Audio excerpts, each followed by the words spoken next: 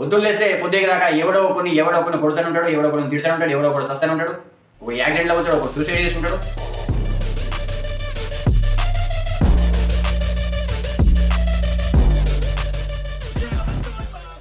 Hello brothers, నమస్తే, welcome back to my YouTube channel. Thank you very much. Subscribe చేసుకున్న వాళ్ళందరూ కూడా. అయితే ఈ వీడియోలో మనం మాట్లాడుకున్న పోయే టాపిక్ ఏంటంటే లోపం. ఇంగ్లీష్లో దాన్ని డిఫెక్ట్ అని అంటాం. అంటే దాని అర్థం ఏంటని అంటే ఉండాల్సిన దానిలాగా ఉండకపోవడం. ఓకే, అది వస్తువు కానీ, జంతువు కానీ, మనిషి కానీ. జస్ట్ ఎగ్జాంపుల్, మనం ఫ్యాక్టరీలో చిప్స్ ఫ్యాక్టరీ ఉంది అనుకుందాం. చిప్స్ తయారు చేస్తారు, ప్యాక్ చేస్తారు. లైన్గా ఆ ప్యాకెట్లు అనేది వస్తూ ఉన్నాయి. మధ్యలో ఏదో ఒక ప్యాకెట్ కొంచెం డిఫెక్ట్ అనేది ఉంది, కొంచెం ప్యాకింగ్ సరిగ్గా లేదు, లేకపోతే కవర్ చినిగిపోయింది అని చెప్పేసి వాళ్ళకు కనవడంగానే మనుషులకు ఏం చేస్తారు, ప్యాకెట్ ఇచ్చి పక్కకు పడతారు. ఎందుకో డిఫెక్ట్ అనేది ఉందని. అంటే ప్యాకెట్ ఉండాల్సిన దానిలాగా లేదు. ఇక్కడ మరి డిఫెక్ట్ అనేది మనుషుల్లో ఉంటుంది, జంతువుల్లో ఉంటుంది, భూమి మీద ఉన్న ప్రతి ఒక్క ప్రాణిలో కూడా ఉంటుంది, ప్రాణం లేని వస్తువులో కూడా ఉంటుంది. మరి ప్రాణం లేని వస్తువులను ఈజీగా అట్లా పక్కకు పడేస్తాం డిఫెక్ట్ ఉందని చెప్పేసి. మరి అంత ఈజీగా మనుషులను అనేది పడేయగలుగుతామా? ఆ వస్తువులాగా మనిషి పక్కకు పోగలుగుతాడా? పోలేడు. మరి ఎందుకన్నా పోలేడు అంటే ఆ వస్తువుకు ఎమోషన్స్ అనేది లేదు, హ్యూమన్కు ఎమోషన్స్ అనేది ఉన్నాయి. ఇది భావోద్వేగాలు మనుషులు ఉండడం వల్ల మానసికంగా, శారీరకంగా ఇబ్బంది అనేది పడతారు. వాళ్ళ లోపాన్ని గురించి బాధపడుతూ లైఫ్ అనేది కొలాప్స్ చేసుకుంటారు. ఓకే, డిఫెక్ట్ అనేది పుట్టినప్పటి నుంచి ఉంటుండొచ్చు, లేదా మధ్యలో మన జీవితం గడుపుతున్నప్పుడు మధ్యలో మనకు వచ్చే అవకాశం అనేది ఉంటాయి ఈ లోపాలు అనేది. కొంతమంది వాళ్ళకున్న లోపాలను, శారీరక లోపాలను పదే పదే గుర్తు చేసుకుంటూ తమని తాము తక్కువ చేసుకుంటూ నిరంతరం బాధపడతా ఉంటారు. శారీరక లోపాల గురించి మనం చూసుకుంటే బలహీనంగా ఉండడం. ఓకే, వీళ్ళు పుట్టినప్పటి నుంచి కొంతమంది బలహీనంగా ఉంటారు. ఎదుగుతున్న క్రమంలో కొంతమంది పౌష్టికాహారం సరిగ్గా అందక బలహీన పడతారు. బరాబర్ ఏజ్ అయితే మనకి ఇంపార్టెంట్, యంగ్ ఏజ్, ఆ ఏజ్లోకి వచ్చేటప్పుడు. కొంతమంది అందవిహీనంగా ఉందని చెప్పేసి టెన్షన్ పడతారు. కొంతమంది తమని తాము తక్కువ చేసుకుంటారు.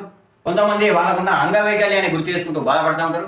కొంతమంది జెనెటిక్స్ డిఫెక్ట్ వల్ల ఇబ్బంది పడుతూ ఉంటారు. ఓకే, ఇన్ని రకాల శారీరక లోపాలను గుర్తు చేసుకుంటూ చాలా మంది తమలో తాము కుమిలిపోయి ఏమైతుందన్నా ఇట్లా కుమిలిపోతూ ఉంటే అంటే డిప్రెషన్లోకి వెళ్ళిపోతారు. ఓకే, చాలా మంది 100లో 80 మంది బాధపడతా ఉంటారు నిరంతరం. ఒక్క అవకాశం వస్తాం, నా లైఫ్ ఇట్లా ఉండకపోతే బాగుంటుండే అని ప్రతి నిమిషం, ప్రతి సెకండ్ వాళ్ళ మైండ్లో నడుస్తూనే ఉంటుంది ఆలోచన.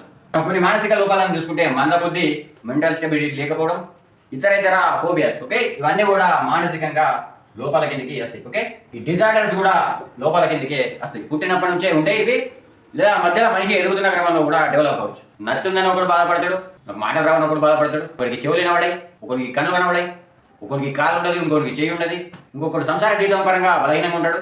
ఇతరుల కంటే మనం తక్కువ అని ఎప్పుడైతే ఆ భావన అనేది మనలో కలుగుతుందో, ఆ కలిగిన భావనను పదే పదే గుర్తు చేసుకుంటూ నిరంతరం బాధపడతామో మెల్లమెల్లగా డిప్రెషన్లోకి జారుకోవడం అనేది స్టార్ట్ అయింది.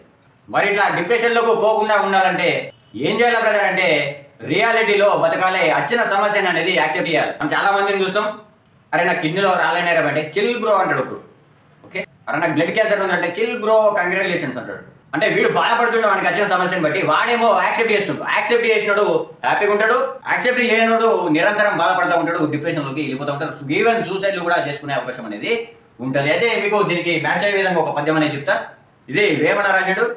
ఇనుము విరిగేనేని ఇరుమారు ముమ్మారు కాచేర్కవచ్చు క్రమముగాను, మనసు విరిగేనేని మరి చేర్చరాదయ విశ్వదాభిరామ వినుర వేమ. ఓకే, దీని అర్థం ఏంటంటే ఇనుము ఇరిగిందనుకో, ఒక సభలో మన వ్యవసాయ పనిముట్లు ఉన్నాయి, కొడవలి, గొడ్డలి, లేదా గడ్డపార, పలుగులు, ఇవన్నీ కూడా ఉంటాయి. ఇవన్నీ కనుక మనం పనిచేసే క్రమంలో ఇరిగిపోతే కనుక మళ్ళీ దాన్ని కాచి అతకబెట్టచ్చు. కానీ మనసు ఒకసారి ఇరిగిపోయి కుంగిపోతుందంటే దాన్ని అతకబెట్టడం అనేది కష్టం. అంటే ఇద్దరు మంచి స్నేహితుల మధ్యలో గొడవలు వచ్చి, మనస్పర్ధలు వచ్చి విడిపోయినప్పుడు మళ్ళీ వాళ్ళు కలవడం అనేది కష్టం. ఇద్దరు ప్రేమికుల మధ్యలో కూడా మిస్అండర్స్టాండింగ్ జరిగి విడిపోతే మళ్ళీ కలవడం అనేది కష్టం. లేదా మనం నమ్మిన వ్యక్తుల దగ్గర మోసపోయి మనం కుంగిపోతే కనుక మళ్ళీ ఇంకొకరిని నమ్మాలంటే భయం అవుతుంది. ఎందుకంటే మన మనసు అనేది ఇరిగిపోయింది. అతకబెట్టగలుగుతామా? అతకబెట్టలేము. అసలు ఈ భూమి మీద ఏ ప్రాబ్లం లేకుండా ఎవడైనా ఉన్నాడంటే సన్యాసి. సన్యాసి ఒక్కడే భూమి మీద హ్యాపీగా ఉండగలుగుతారు. మిగిలిన వాళ్ళందరూ ఏదో ఒక సమస్యతో బాధపడుతూ ఉంటారు. లేని సమస్య వాళ్ళు క్రియేట్ చేసుకుని బాధపడుతూ ఉంటారు. వాస్తవాన్ని యాక్సెప్ట్ చేయక, వాళ్ళకి వచ్చిన ప్రాబ్లమ్ని యాక్సెప్ట్ చేయక, నాకెందుకు వస్తుంది ప్రాబ్లం, నాకెట్లా వస్తుంది ప్రాబ్లం అని చెప్పేసి ఏ పనైనా మొదలుపెట్టినా కానీ నాకు సమస్యలు రావనే ఉద్దేశంతో మొదలు పెట్టడం వల్ల మార్గ మధ్యంలో సమస్యలు వచ్చి ప్రశాంతత అనేది కోల్పోతాడు, డిప్రెషన్లోకి వెళ్ళిపోతాడు. ఓకే, కామన్, ఇవన్నీ కామన్ అని చెప్పేసి ఎవడైతే మైండ్లో యాక్సెప్టెన్సీ ఉంటుందో, వాస్తవంలో బతుకుతాడో, రియాలిటీలో బతుకుతాడో వాడే హ్యాపీగా ఉండగలుగుతాడు. ఇప్పుడు చెప్పిన కదా చిల్ బ్రో అని చెప్పేసి ఉంటాడు, వాడు హ్యాపీగా ఉండగలుగుతాడు. ఇవన్నీ కామన్. మోసాలు అనేది భూమి మీద జరుగుతుంది, కామన్. మనతో కూడా జరుగుతుంది, ఒక సిచ్యువేషన్లో జరుగుతుండొచ్చు. చిల్ బ్రో, ఈ భూమి మీద ప్రతి ఒక్క విషయం కూడా ఎవరికి కూడా తెలియదు, నాకు కూడా తెలియదు. చిల్ బ్రో చిన్న విషయం నేర్చుకుంటా చిల్ బ్రో. ఈ భూమి మీద ఉన్న ప్రతి ఒక్కరు కూడా చచ్చిపోతాడు, నేను కూడా ఏదో ఒకరు చచ్చిపోతా, చిల్ బ్రో. ఇది రియాలిటీని యాక్సెప్ట్ అనేది చేస్తే డిప్రెషన్లోకి పోము. రియాలిటీని కనుక యాక్సెప్ట్ చేయక ఊహాలోకంలో బతికితే కనుక మనకి ఎందుకు వస్తే ప్రాబ్లమ్స్ మనకు రావు, వేరే వాళ్ళకి వస్తే ప్రాబ్లమ్స్ మనం చూస్తూ ఉంటామని చెప్పేసి అడుగుంటాడో ఇట్లాంటి మెంటాలిటీ ఉన్న వాళ్ళు డిప్రెషన్లోకి పోయే అవకాశం అనేది ఉంటుంది. ఓకే, ఎవరు పడుతారు మరి ప్రతి విషయానికి టెన్షన్? వీక్ సైకాలజీ ఉన్న వాళ్ళు పడతారు. స్ట్రాంగ్ సైకాలజీ ఉన్నాడు ఎప్పుడు వాస్తవంలో బతకడానికి ప్రయత్నం చేస్తాడు, వానికి వచ్చిన సమస్యను యాక్సెప్ట్ చేయడానికి ప్రయత్నం చేస్తాడు, వానికి ఉన్న లోపాన్ని కూడా యాక్సెప్ట్ చేయడానికి ప్రయత్నం చేస్తాడు. కొంతమందికి నత్తి ఉంటుంది. ఓకే, మరి నేను 10 మందిలో పోవాలంటే భయం అవుతుంది, ఇక ఏదైనా మాట్లాడాలంటే భయం అవుతుంది. ఈ సమస్యలు కనుక పుట్టినప్పటి నుంచి మనకు ఉంటే కనుక చిన్నగా ఉన్నప్పుడు మనకి ఇట్లాంటి ఇబ్బంది అనేది ఉన్నది, కానీ ప్రాబ్లం అనేది మరి ఎప్పుడు స్టార్ట్ అవుతుంది అంటే టీనేజ్కి వచ్చేసరికి స్టార్ట్ అవుతుంది. ఎందుకంటే మేల్ ఫీమేల్ అట్రాక్షన్ అనేది అప్పుడే స్టార్ట్ అవుతుంది. కాబట్టి అదే టైంలో కనుక మనం అందవిహీనంగా ఉన్నామని, బలహీనంగా ఉన్నామని, అంగవైకల్యంతో ఉన్నామని మనకు తెలిసి మనల్ని ఎవరు యాక్సెప్ట్ చేయరనే ఉద్దేశంతో తనలో తాను కుంగిపోతూ బాధపడడం అనేది మానసికంగా స్టార్ట్ అవుతుంది అట్లాంటి ఏజ్ నుంచి. ఓకే, చాలా మంది సూసైడ్ చేసుకుంటారు, చాలా మంది డిప్రెషన్లోనే బతుకుతారు. కొంతమంది మాత్రమే వాళ్ళకి వచ్చిన సమస్యను యాక్సెప్ట్ చేసి నేనేం చేయగలుగుతా, ఓకే నాకు కాలు లేదు, చలో కాలు ఉన్నంతో నేను పరిగెత్తా, కాలు లేనితో పరిగెడతా. అది అట్లాంటి మెంటాలిటీ ఎవరైతే డెవలప్ చేసుకుంటారో ఈ డిప్రెషన్ నుంచి బయటకు వెళ్ళి బతకగలుగుతారో మిగిలిన వాళ్ళందరూ ఆ డిప్రెషన్లోనే వస్తారు. ఎప్పుడైతే నువ్వు సమస్య అనేది యాక్సెప్ట్ చేస్తావో, నీ లోపాన్ని యాక్సెప్ట్ చేస్తావో, ఎప్పుడైతే రియాలిటీని యాక్సెప్ట్ చేస్తావో అప్పుడే నీ మనసు అనేది ప్రశాంతంగా ఉంటుంది. ఓకే, ఈ సన్యాసికి ఏమవసరం, ఆయనకి ఏమవసరం, కోరికలు లేవు. సమస్యలు ఎవరికి కోరికలు ఉన్నాయి, సన్యాసికి సమస్యలు ఉన్నా లేవు, ఎందుకంటే కోరికలు లేవు. మనం కూడా సన్యాసిలాగా మారాలి అన్న. సన్యాసిలాగా మారడం అంత ఈజీ కాదన్నా. ఈ కాషాయం కట్టుకునే మారన్నా మనం సన్యాసిలాగా, ఇల్లు నిలబెట్టుకోవడం, కాషాయం కట్టుకోవడం ఇవన్నీ మనతోటి కాదన్న. అంటే కాషాయం కట్టుకున్నాడు సన్యాసి కాదు. సన్యాసం అనేది మైండ్లో కూడా తీసుకోవచ్చు. ఓకే, సివిల్ డ్రెస్ వేసుకొని కూడా సన్యాసిలాగా బతకచ్చు. సన్యాసి అంటే ఎవడంటే ఒంటరిగా బతికేటోడైనా సన్యాసి కాదు, వాస్తవాన్ని తెలుసుకున్నాడు సన్యాసి. సమస్య మనకు వస్తుందా, ప్రకృతి మనకు సమస్యను ఇస్తుందా, లేదా ఈ సమస్యను మనమే క్రియేట్ చేసుకుంటున్నామా మన కోరికల వల్ల అనేది తెలుసుకున్నాడే సన్యాసి. ఓకే, సివిల్ డ్రెస్ వేసుకున్న సన్యాసులు కూడా చాలా మంది ఉంటారు ఈ భూమి మీద. వాళ్ళు మానవ బంధాలకు ఎంతైతే విలువ ఇచ్చి మిగిలిన జీవితాన్ని వాళ్ళ వ్యక్తిగత జీవితంగా గడపడానికి ఇష్టపడుతుంది.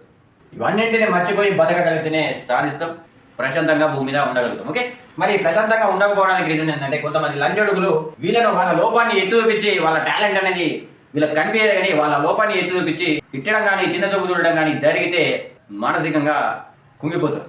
ఇట్లాంటి లంజడుగులు భూమి మీద ఉంటారని చెప్పేసి మనం యాక్సెప్ట్ చేసి బతకగలితేనే ప్రశాంతంగా ఉంటాం. ఎగ్జాంపుల్ ఎట్లా బతకాలంటే మీకు ఒక ఎగ్జాంపుల్ చెప్తారు. మా ఫ్రెండ్ ఒకడు ఉన్నాడు, నరేష్. ఓకే, వీడు కొంచెం నల్ల ఉంటాడు. అయితే పొరపడినాడు అంటే వీడికి తెల్ల కావాలని కొంచెం కోరిక. ఓకే, నేను కూడా తెల్ల ఉంటే మంచిగా ఉంటుండే అని ఎప్పుడు అనుకుంటాడు. అయితే పొరపడినా కనుక ఈయన దగ్గరికి పోయి ఎవడన్నా తెల్లగా ఉన్నాడు, అరే కర్రవాడు అని చెప్పేసి అని అన్నాడు అనుకో. ఓకే, వీడేమంటాడు తెలుసా, నువ్వు తెల్లగా ఏం బిగుతున్నావు అని చెప్పేసి అంటాడు. ఇట్లాంటి మెంటాలిటీ అనేది డెవలప్ చేసుకోవాలి. స్ట్రాంగ్ మెంటాలిటీ అనేది డెవలప్ యాక్సెప్ట్ చేసినాడు. ఓకే, మనం నల్లగా ఉన్నామా, మనం గుడ్డోలమా సంబంధం లేదు, మనకు వచ్చిన సమస్యని యాక్సెప్ట్ చేయాలి. మనం తీర్చగలుగుతామా? ఓకే, మనకు కాలు లేదు, చలో పుట్టేటప్పుడే కాలు లేకుండా పుట్టింది, చలో. మనం బాధపడితే సమస్య అనేది సాల్వ్ అవుతుందా? నువ్వు కాలు మళ్ళీ సృష్టించగలుగుతావా? మన చేతుల్లో లేదు. ఓకే, లోపం అనేది మన చేతుల్లో లేదు. ఆల్టర్నేటివ్ మాత్రం ఎదుర్కోవడానికి ప్రయత్నం చేయాలి, ప్రశాంతమైన జీవితాన్ని బతకడానికి ప్రయత్నం చేయాలి. ఎప్పుడు మనకు వచ్చిన ప్రాబ్లమ్స్ గురించి ఆలోచిస్తూ బాధపడతా ఉంటే సొల్యూషన్ అనేది దొరకదు. ఓకే, ఈ భూమి మీద ఉన్న ప్రతి 100 మందిలో 80 మంది ఏదో ఒక లోపంతో ఉంటారు. కాబట్టి రియాలిటీని యాక్సెప్ట్ చేసి నువ్వు మంచిగా ఉన్నది వస్తావు, నువ్వు ఏదైనా లోపంతో ఉన్నది వస్తావు. ఓకే, ఎవరు కూడా భూమి మీద 1000 సంవత్సరాలు బతుకు. నువ్వు ఎప్పుడు బాధపడాలంటే భూమి మీద 2-3 వేల సంవత్సరాలు మంచి జీవితం ఉంది. ఓకే, అప్పటిదాకా బతుకున్నాలని చెప్తే అప్పుడు బాధపడ్డావంటే ఏదైనా అనుకోవచ్చు. మనం ఉన్నదే 100 సంవత్సరాలు బతుకుతాం. ఓకే, దాంట్లో ఇప్పుడు ఆయుష్ వచ్చేసి అందరిది 60కి వచ్చేసింది. ఓకే, ఈ 100లో ఈ కాలుష్యం లవడాలు వస్తానని కూడా 60 సంవత్సరాలకు వచ్చేది. ఈ 60 సంవత్సరాలలో 10 సంవత్సరాలు వచ్చేదాకా నీకేం తెలియదు జీవితం గురించి. ఆ 10 సంవత్సరాలు తీసి మిగిలిన 50 సంవత్సరాలు, ఈ 50 సంవత్సరాల్లో నువ్వు నిద్రనే 25 సంవత్సరాలు గడిపేస్తావు. మిగిలిన 25 సంవత్సరాలు అంటే నీ బుర్ర ఆలోచించేది స్టార్ట్ అయ్యి బంద్ అయ్యి రెస్ట్ తీసుకునేమో నిద్ర అని అనుకుంటే ఈ స్టార్ట్ అయ్యి బంద్ అయ్యేది నీ మెదడులోని ఆలోచనలు 25 సంవత్సరాలు. మరి ఇంత తక్కువ టైం ఉన్నప్పుడు నువ్వు టెన్షన్ పడాల్సిన అవసరం ఏంటి? నీ ప్యాషన్ మీద ఫోకస్ చేయి, నువ్వు చేయాలనుకున్న పని మీద ఫోకస్ చేయి, సంతోషంగా బతకడానికి ప్రయత్నం చేయి. ఎప్పుడన్నా నేను సంతోషంగా బతికేదంటే మనకు వచ్చిన లోపాన్ని యాక్సెప్ట్ చేయాలి. ఏ విషయంలోనైతే మనం బలంగా ఉంటామో ఆ విషయంలో దారి అనేది ఎదుర్కొంటే సక్సెస్ అనేది కాగలుగుతాం. ఓకే, ఈ డిప్రెషన్లో పోయినప్పుడు ఈ భూమి మీద ఉన్న శత్రులు, ఈ భూమి మీద ఉన్న వ్యక్తులందరూ మన శత్రులాగా కనబడతారు. కానీ రియాలిటీ ఏంటంటే ప్రతి ఒక్కడు మనన్నే తిడుతుందని చెప్పేసి మనం అనుకుంటాం. కానీ ఈ ప్రపంచమే తెల్లారులైతే ఒకరినొకరు తిట్టుకోవడం నడుస్తూనే ఉంటుంది. ఓకే, అందరు కలిసి మనల్ని తిడుతున్నా అనే భావన మనకు కలుగుతుంది. కానీ పొద్దున్న లేస్తే పొద్దుకి దాకా ఎవడో ఒకరిని కొడుతూనే ఉంటాడు, ఎవడో ఒకరిని తిడుతూనే ఉంటాడు, ఎవడో ఒకడు సస్తూనే ఉంటాడు, ఒకడు యాక్సిడెంట్ అవుతాడు, ఒకడు సూసైడ్ చేసుకుంటాడు. ఈ విధంగా ఈ భూమి మీద నిరంతరం జరుగుతూనే ఉంటుంది. ఓకే, మన పని మనం చేసుకోవడానికి మాత్రమే ప్రయత్నం అనేది చేయాలి. ప్యాషన్ మీదే ఫోకస్ అనేది పెట్టాలి. ఓకే, లోపం గురించి బాధపడడం అనేది బంద్ చేసి నీకు ఏ విషయంలోనైతే బలం ఉంటుందో, ఏ పని చేయగలుగుతావో ఆ పని మీద ఫోకస్ పెడితే ప్రశాంతత అనేది దొరుకుతుంది. Okay, thank you very much. ఇది విషయం. ఈ వీడియో మీకు నచ్చింది అనుకుంటున్నాను. నచ్చితే లైక్ చేయండి, షేర్ చేయండి. కొత్తగా చూస్తున్నట్టయితే సబ్స్క్రైబ్ చేసుకోండి. మన నెక్స్ట్ వీడియోలో మళ్ళీ కలుగుతాం. By by.